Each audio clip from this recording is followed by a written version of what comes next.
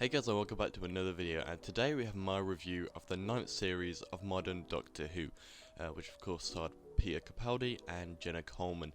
Now, first of all, you may be wondering why I'm holding my microphone today. It's because basically it doesn't have that much range on it, and I think the audio quality is much better when I hold it, so apologies if that's somehow distracting for you guys, but it's just going to make the quality of the videos better.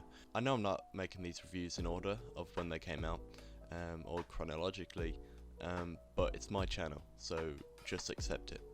And there will be spoilers in this video. So before Series 11 came out with Jodie Whittaker, this series is probably the one that was most crapped on out of all of Modern Who. And I watched this series over the course of 2 days for this review, and I actually had a pretty good time with it. Now before you comment angrily, it is nowhere near my favourite. It does not reach the heights of anything that Russell T Davies did, and even anything that Moffat himself did. But I think there is some pretty strong stuff here. I think this is Clara's best series by a long way. I don't think she's awful in Series 7, and I think she's actually pretty good in Series 8. But in this series she has some really good development, and seeing it all come to an end nicely with Face the Raven, because she pretty much just becomes more and more reckless and more like the Doctor, but she's not the Doctor. She's a human, she's Clara, and it actually comes together really well and really emotionally, and it's really well done.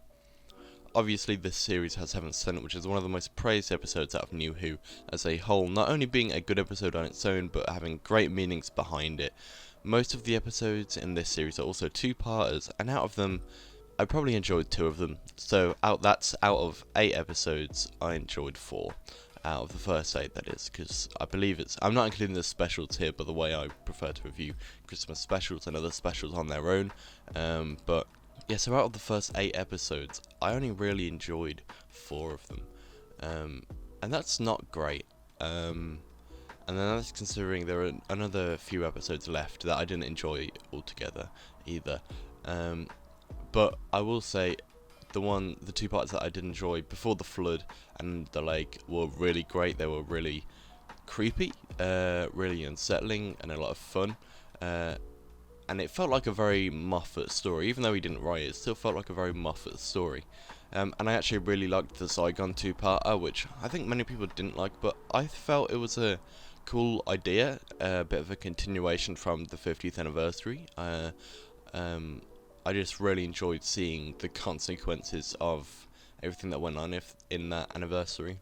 Which, by the way, that episode has one of the best speeches that any Doctor was given, in my opinion, and one of Capaldi's best performances as his character. It is absolutely phenomenal. And we're off! Fingers on buzzers! Are you feeling lucky? Are you ready to play the game? Who's gonna be quickest? Who's gonna be luckiest? This is not a game! No, it's not a game, sweetheart, and I mean that most sincerely. Why are you doing this? Yes, I'd quite like to know that too. You set this up, why? Because it's not a game, Kate. When you fire that first shot, no matter how right you feel, you have no idea who's going to die. You don't know whose children are going to scream and burn. How many hearts will be broken? How much blood will spill until everybody does what they were always going to have to do from the very beginning? Sit down and talk! No. I'm not stopping this, Doctor. I started it. I will not stop it. You think they'll let me go after what I've done? You're all the same, you screaming kids. You know that? Look at me. I'm unforgivable. Well, here's the unforeseeable. I forgive you. After all you've done. I forgive you. You will never understand. I don't understand. Are you kidding me? Of course I understand. I mean, you call this a war, this funny little thing? This is not a war. I fought in a bigger war than you will ever know. I did worse things than you could ever imagine. And when I close my eyes, I hear more screams than anyone could ever be able to count. And you know what you do with all that pain? Shall I tell you where you put it? You hold it tight till it burns your hand. Another one of the most hated episodes is Sleep No More, and I don't like it really. It's pretty laughably bad, but I respect it, you know, because it tries something new. which I think you have to respect. At least in my opinion, I respect anything that tries something new, because if you keep to the same stuff, people are going to get bored.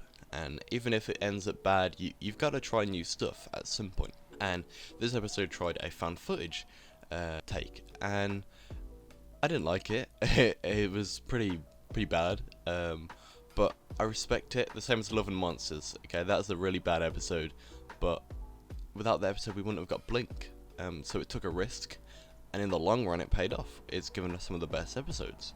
But yeah, we haven't had another found footage episode since Sleep No More, and that's probably because this really wasn't that good, but I respect it. And I mentioned Heaven Sent, one of the most well-respected episodes ever, and Face the Raven is actually a great episode for me too. Unfortunately though, this series is still near the bottom for me, despite Peter Capaldi and Jenna Coleman bringing in some absolutely amazing performances.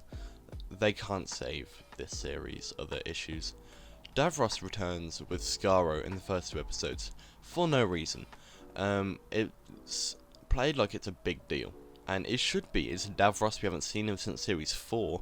He's the creator of the Daleks. The Dalek planet is back, but it doesn't mean anything. It doesn't go anywhere. It's just used in the first 2 parts, and it feels like it should be the main storyline throughout this series, but it's not. It's just for the first 2 parts, which isn't that great anyway. And even then, the first episode starts off with another Doctor's death story, and we've had series 6, which was, I really enjoyed that series, but it was a series about the Doctor's death. Series 7 also had that with the name of the Doctor. Yeah. And then series 8 thankfully avoided it, but now we have another one.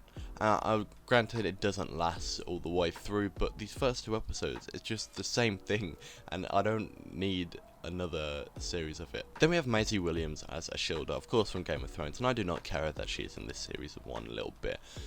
In the first episode she's in, I actually find her to be pretty infuriating, and by the way, that episode is pretty laughably bad. The villain is one of the worst. He drinks like adrenaline or something. His performance is awful. No offense to the actor, I'm sure it's really nice, but his performance in that episode was not good.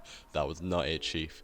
And then just to be fair, in that episode I did mostly like how they incorporated the Doctor having a face he's seen before from the Tennant era, from the Fires of Pompeii, but yeah, it was fine. I didn't mind how they incorporated that, and I liked that they addressed it, but yeah. But as a whole, for Ashilda, I do not care about her, and she really has no point to be there.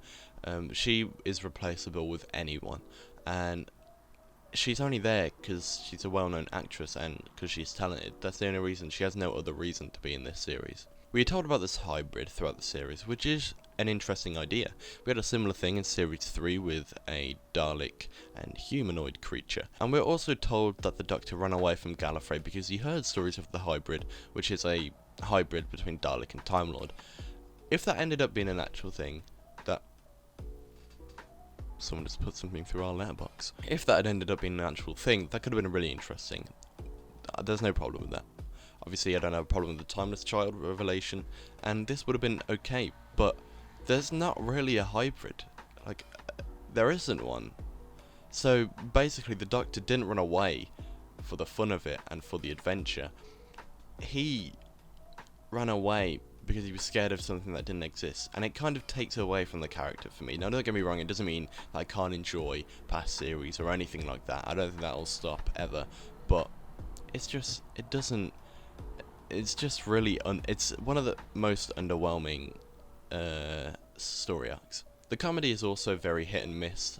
There were parts that made me laugh a lot, mainly Capaldi's performance is actually really good at comedy, but there were also parts that made me want to cry just because of how bad they were and how forced. It was great to see Missy return for the short amount of time she had, and that's another thing actually. She feels like she's supposed to be in more, but she isn't, but she's good while she's there anyway. Actually, now that I think about it, talking about Capaldi, he performs the Doctor when he's angry probably the best, maybe, out of all of the modern Who actors, and it's always great to see the Doctor angry, and I don't know why. Maybe because it's just so unnatural for us, but it's really great. And I mean, look at this clip right here. We always fix it. No.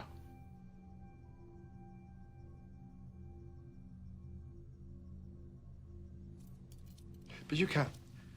Fix this. Fix it now. It's not possible. I can't. Yes, it is. You can.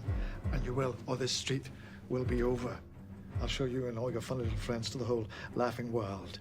I'll bring Unit, I'll bring the Zygons. Give me a minute, I'll bring the Daleks and the Cybermen. You will save Clara, and you will do it now, or I will rain hell on you for the rest of time. Doctor, stop talking like that. You can't.